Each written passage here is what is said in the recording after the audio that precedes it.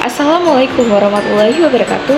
Halo semuanya, izin memperkenalkan diri. Nama saya Cika Benta Putri Fani, NPM 2341140 dari Program Studi Manajemen, kelas Manajemen 23B.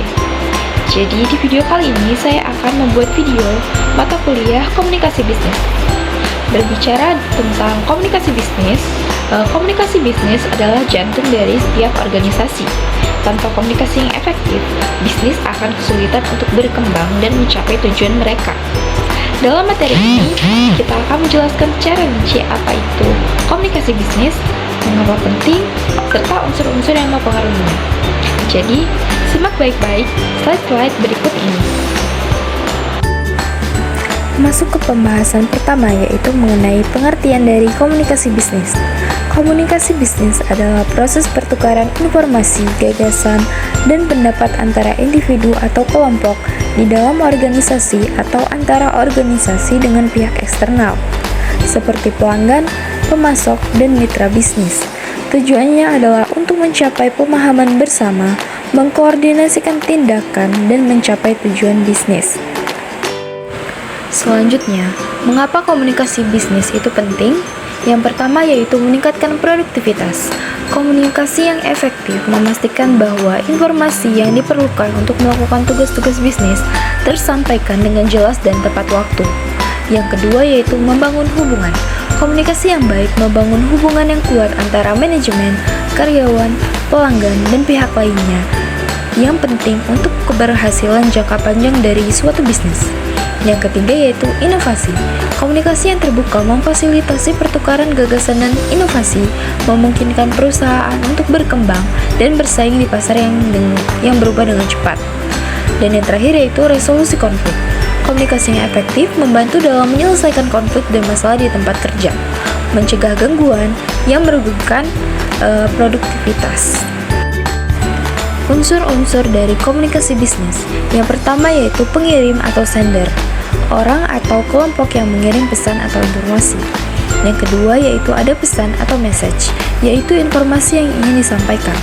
Kemudian ada penerima atau receiver, orang atau kelompok yang menerima pesan. Kemudian ada media komunikasi, yaitu sarana atau saluran yang digunakan untuk mengirim pesan seperti email, rapat, telepon, atau media sosial.